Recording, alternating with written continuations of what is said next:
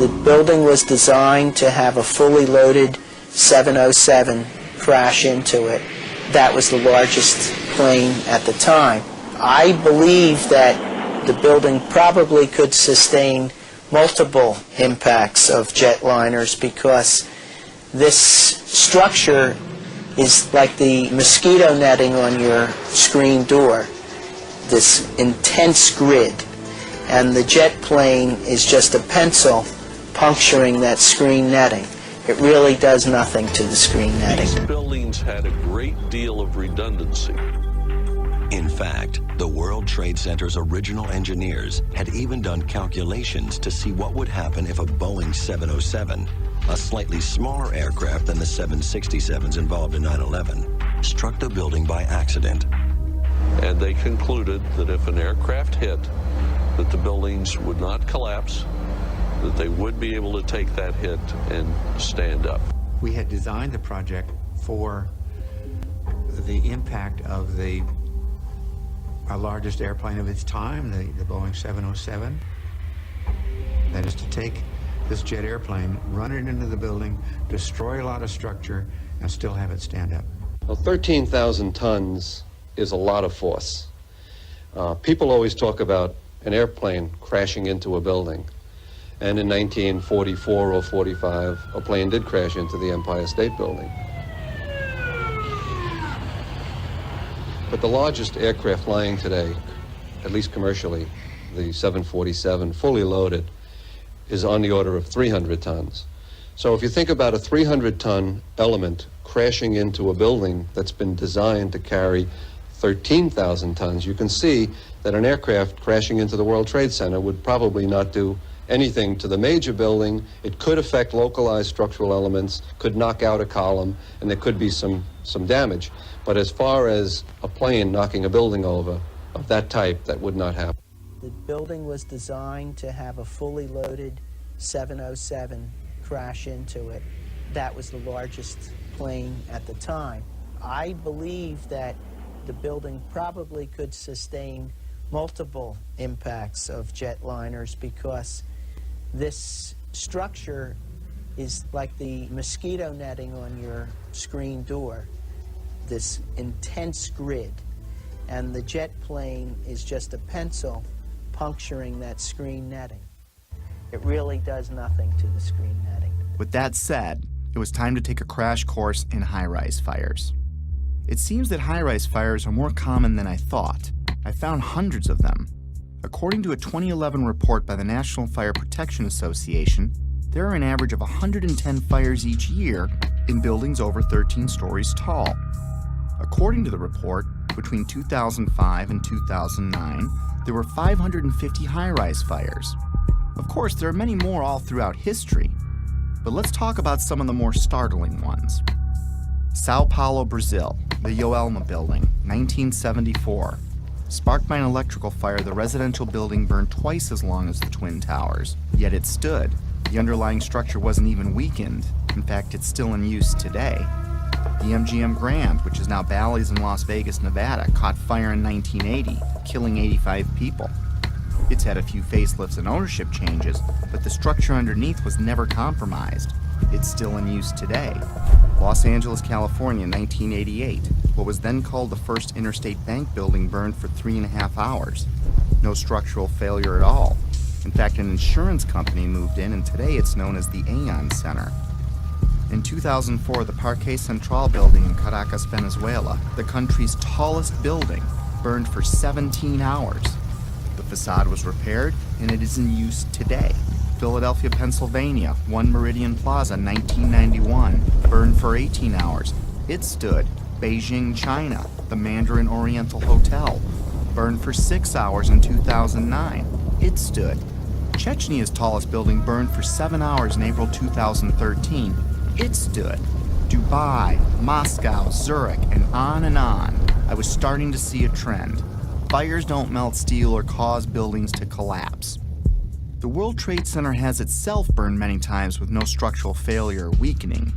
Some significant dates include February 13, 1975, when the 9th to the 14th floors burned for 3 hours. No damage or weakening of the structure was recorded. The fire began in an electrical wiring closet on the 11th floor. Some fire department officials and building officials here say that there's no chance the World Trade Center could become a type of towering inferno. And in 1993, it survived a bomb detonated in a highly vulnerable area with no structural damage caused by the fires that resulted from the explosion. There was, of course, damage from the bomb, which had to be repaired, but through it all, the towers have always stood. Sometimes buildings do collapse because of structural failure, but it's usually a design problem or earthquake damage or a controlled demolition. Buildings don't come down because of fire, but when they do collapse, they tend to tip over and stay connected. After reviewing hundreds of fires, I could find only 3 occurrences of fire bringing down a steel-framed high-rise in all of history, and all 3 were on 9/11. High-rise buildings simply do not collapse due to fire. Collapse of World Trade Center 7 was primarily due to fire. But there's a problem. Office and open-air jet fuel fires cannot melt steel. A lot of things in these kind of buildings have to be fire resistant by nature. It's required by code. So there really isn't a whole lot of fuel in there to begin with. The National Institute of Standards and Technology said that the maximum air temperatures was about 1,800 degrees or 1,000 degrees colder than what's needed to melt steel.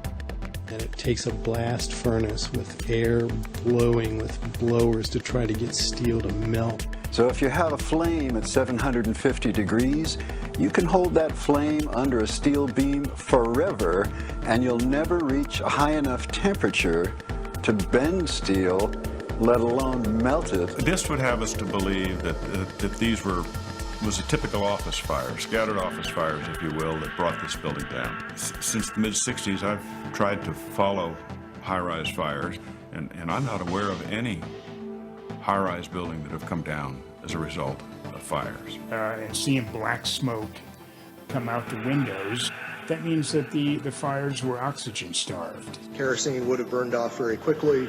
What wasn't destroyed in the initial fireball would have been consumed fairly rapidly and would have only really served as an ignition for the rest of the material. None of which would have been, in my experience as a fire protection engineer, hot enough to sufficiently soften the steel or damage the steel to result in a total collapse of the building.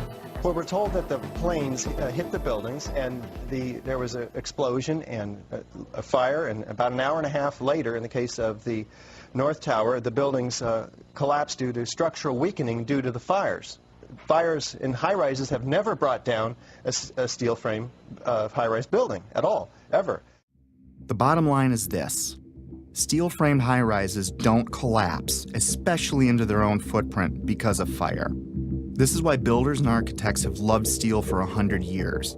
A fire typically can't compromise the steel structure. Of course, 9/11 was not a typical day with typical fires. Jet fuel was involved. But the kerosene, or the jet fuel, just can't explain it. Set aside for a minute that only 2 of the buildings were subjected to kerosene. Now think of a kerosene lamp or a kerosene heater. In the history of kerosene lamps, I have never heard of one being melted because the fires were too hot. In fact, the World Trade Center fires were starved of oxygen and therefore heat. You can see it in the black smoke coming from the towers. Yet molten iron was found in the rubble of all 3 buildings. Something else had to provide the heat and energy needed to liquefy, melt, or even microscopically bend the steel in any of those 3 buildings. And unless you work for NIST, scientists agree that neither jet fuel, nor the fuel, nor the furnishings inside those buildings could have heated the steel enough to melt it. I was starting to realize that something else must have been involved in the collapse of at least Building 7, if not all 3. Okay, maybe airplanes weakened the structure of the Twin Towers, which we'll be looking into more deeply later. For now, believe it or not, planes have hit many buildings throughout history and none fell. Of course, none were hit with planes as large as the ones on 9/11, but that still leaves Building 7. I couldn't explain it. Can you tell me that if I throw a flaming chunk of metal off of one building, I can make the building next to it collapse in on itself a few hours later? Why do demolition companies even exist if you can just light a few random fires and wait for an implosion? Maybe the steel structure in Building 7 was so badly damaged from falling debris that the entire structure was compromised. It still can't explain the symmetrical collapse, but I looked anyway. Other buildings that have suffered severe structural damage by natural disaster or bombs didn't disintegrate into rubble piles. They stayed together in some way.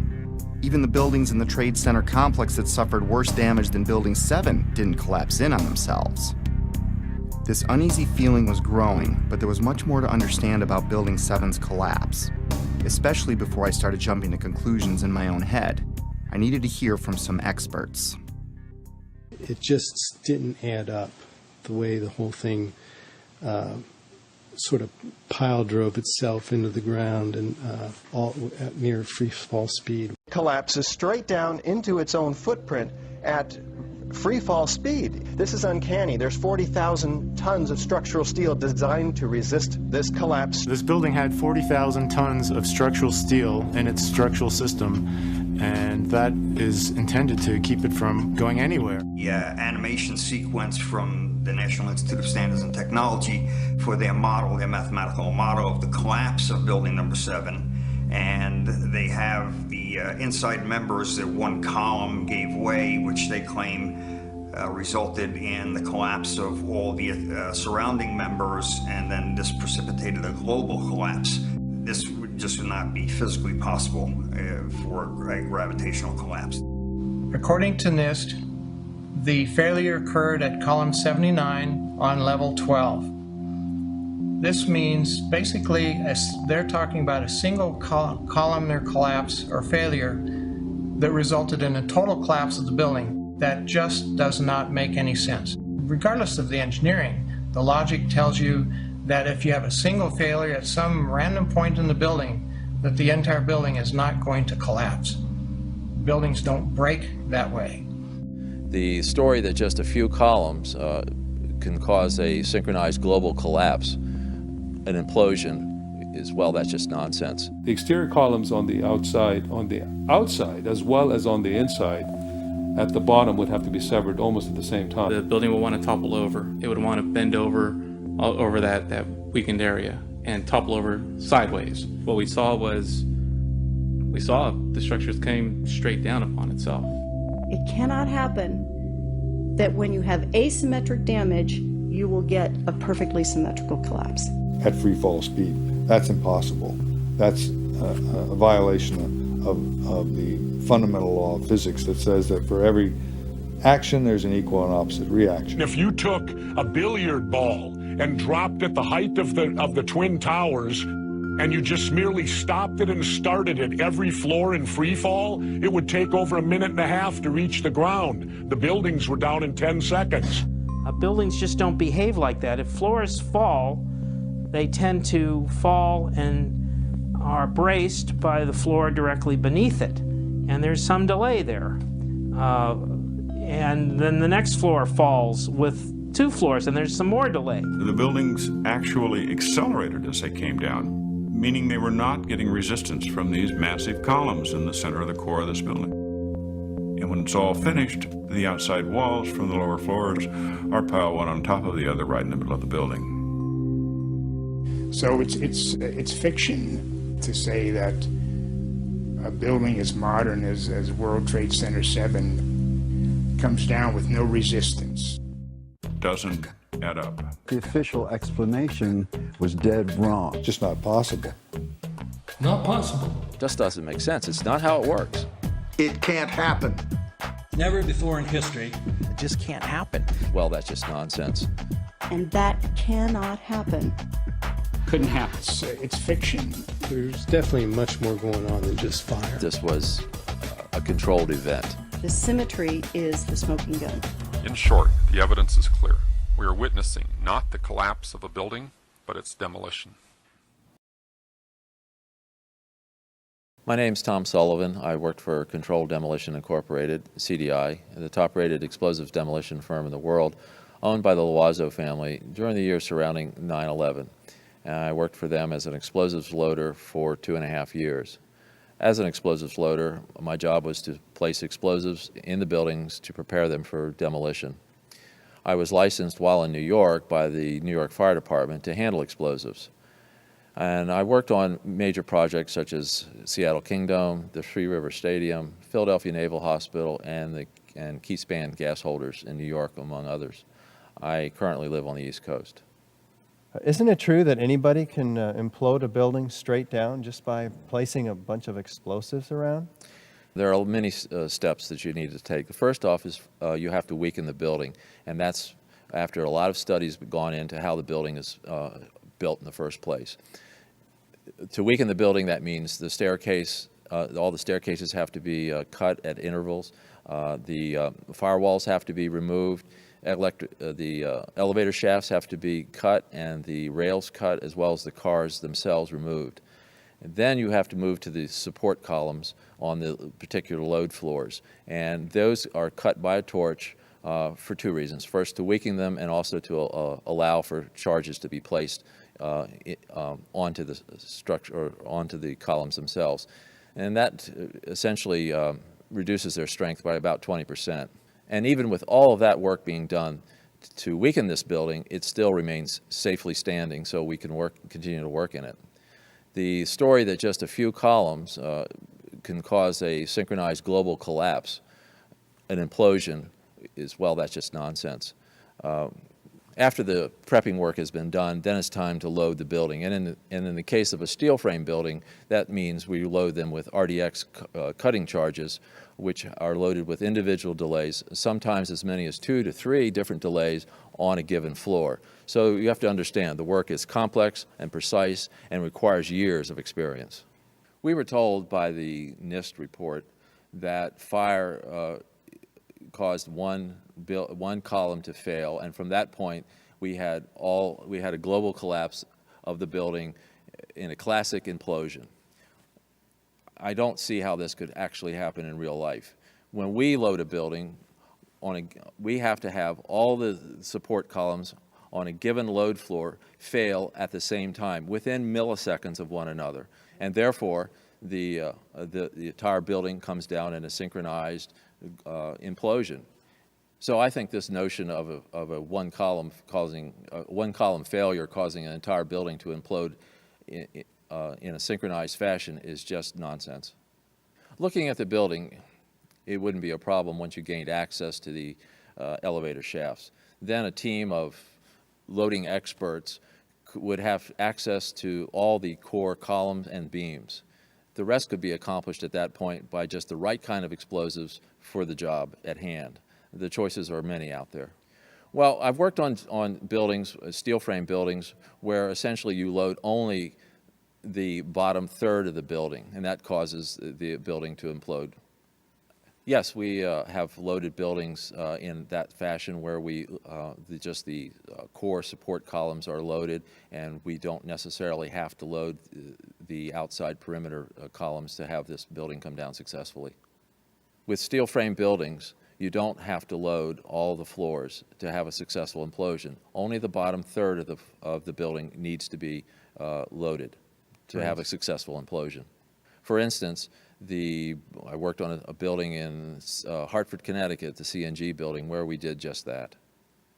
You wouldn't need miles and miles of det cord. You could have used wireless remote detonators, and they have been available for years. You need to only look at an action movie to see them in use, and of course the military has them as well.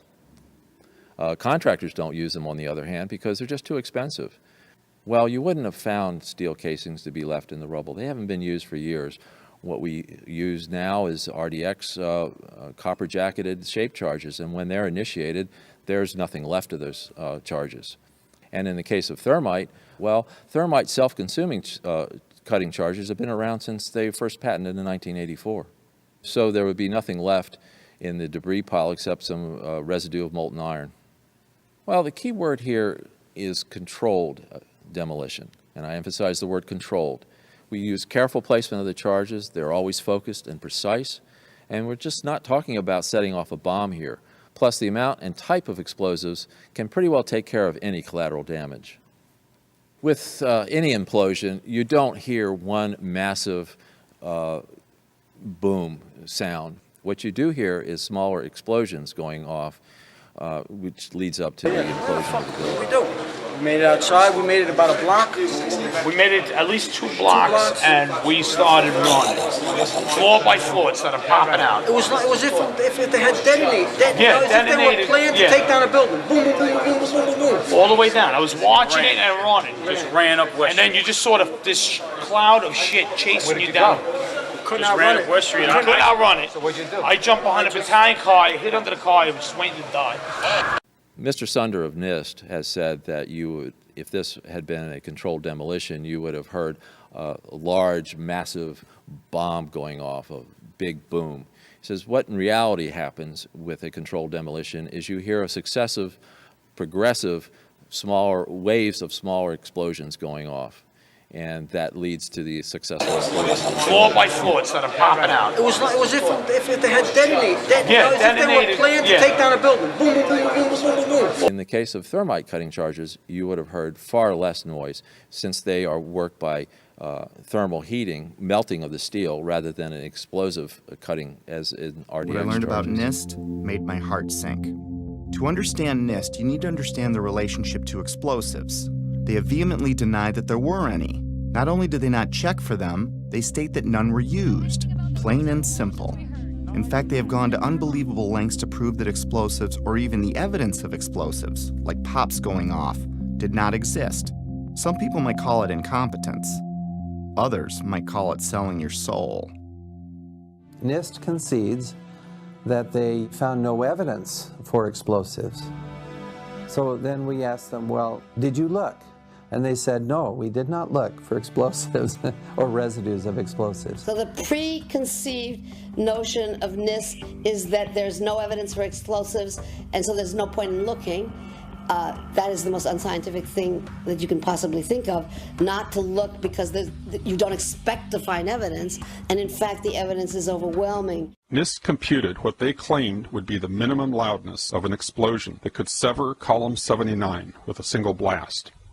Then they claimed no observers detected explosions as loud as their predictions. This size blast would have produced an incredibly loud sound that was not recorded on videos of the collapse nor reported by witnesses. On the basis of this artificial threshold of interest, they swept aside all evidence of actual explosions and concluded that no explosives contributed to the destruction of the building. We did not find any evidence that explosives were used in the collapse. Was that a secondary explosion? Yes, it was. That was the Yeah, definitely secondary explosion. Secondary explosions, sometimes described as pops or booms, are mini detonations apart from the primary explosion of the plane impacts. These types of explosions are routine in a controlled demolition. They were heard in all 3 buildings long before any collapsed. Like, it sounded like gunfire, you know, bang, bang, bang, bang, bang, and then all of a sudden, 3 big explosions. That sound was not picked up by any of the videos or witnesses that we have talked to. You heard explosions, like, boom! We just heard one more explosion. That's about the 4th one we've heard. CNN is now reporting that there was a 3rd explosion at the World Trade Center. Equally unempirical is the treatment by NIST and Poppin Mechanics of reports of explosions before and during the collapses. Both documents pretend that there were no explosions. Secondary explosion. We've got numerous people covered with dust from the secondary explosion. Okay, you get the point. Why was NIST denying these explosions? Why are they a big deal? Well, those explosions are a strong sign of a controlled demolition, but they're not proof positive of one. If it was a controlled demolition, there would be other signs like misfired explosives and particles in the dust. So their preferred method of dealing with this problem was to ignore or even deny the reports. John Gross, one of the chief authors of the NIST report, was captured on film while he was making a public presentation, saying that he knew of absolutely no eyewitness who has said there was a pool of molten steel. I'm curious about the pool of molten steel that was found in the bottom of the towers. First of all, let's go back to your basic premise that there was a pool of molten steel. I know of absolutely nobody, no eyewitness who says so. Get down below and you see molten steel running down the channel rails, like you're in a foundry. Well, Like it was lava from a volcano. The fires got very intense down there and it actually melted beams where it was molten steel that was being dug out. Underground, it was still so hot that molten metal dripped down the sides of the wall from Building 6. The premise that there was a pool of molten steel. I know of absolutely nobody, no eyewitness who said so, nobody who's produced it. I was on the site, I was on the steel yards, so I don't know that that's so. Then I was at the site 2 weeks after it happened with Governor Pataki, right? And they had to cease digging that day. You know why? They were finding pockets of molten liquid metal. In an office fire, you cannot generate enough heat to melt steel. And yet we have evidence of molten iron in the microspheres, in the rubble pile, and the metal pouring out of the side of the tower. About 7 minutes before its final destruction, almost an hour after the plane hit, molten metal was seen coming out of the northeast corner near the 80th floor. Most skyscrapers are built on steel or concrete frames, which is a grid of columns and beams that goes all the way through the building. The World Trade Center was different. It was what engineers call a tube structure. It was a very, very strong mesh of steel. There's a large central rectangle in each of the towers that contained 47 columns, and these columns basically were the primary structural support of the building. These 47, 48 columns are essentially the superstructure of a battleship. They're essentially a suspension bridge. There's no way that burning kerosene can ever affect these in the least, if only because of the radiator effect. The minuscule possibility that fires somehow brought all three buildings down was gone. My only hope was that airplanes could have destabilized the buildings somehow. It didn't explain Building 7, but I was trying to give the official version every possible chance to be right.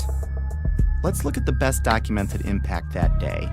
At 9:03 a.m., United Flight 175 hit the South Tower. The majority of the jet fuel burned off in the initial explosion, but maybe there was an explanation for the collapse in the plane impacts themselves. The first interview I came across was of Frank DiMartini, the construction manager of the World Trade Center. The building was designed to have a fully loaded 707 crash into it. That was the largest plane at the time.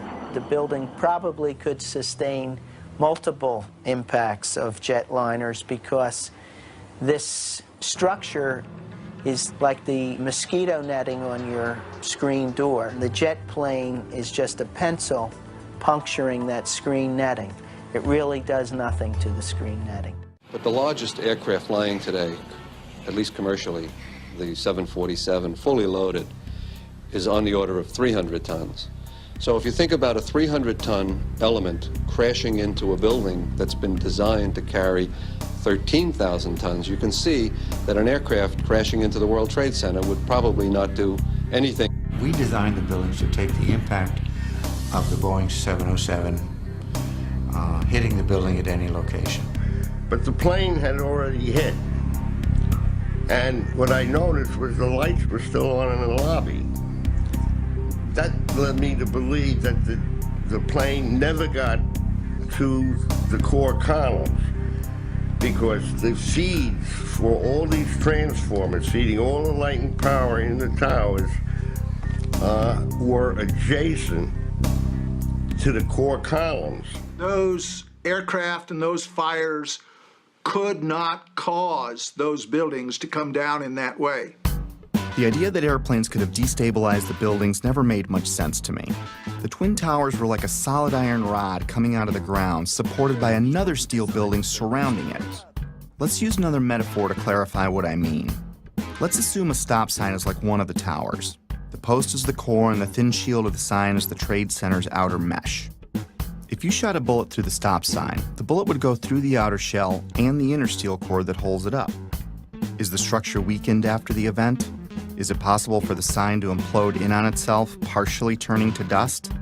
Does it matter if it was a flaming bullet that exploded on impact? Could the sign ever collapse in on itself? The plane impact still can't explain the near free-fall speed of all three collapses, but I had to look. So if it wasn't fire and it wasn't airplanes, then it wasn't natural. Maybe I needed to look for things that can make something like this happen. And holding off on the who and the why, for now, one step at a time. And it's my expert opinion. As a demolition expert, I was trained by the best the U.S. government has. I served 3 years on Underwater Demolition Team 12. 2 years I was attached to SEAL Team 1. And when I look at the buildings and how they fall and the way they fell, they couldn't have come down without being assisted in some manner. The only way that a building can accelerate as it collapses is by having pre-engineered, precisely timed, and precisely placed explosives. In other words, controlled demolition. The collapse of the building was caused by controlled demolition.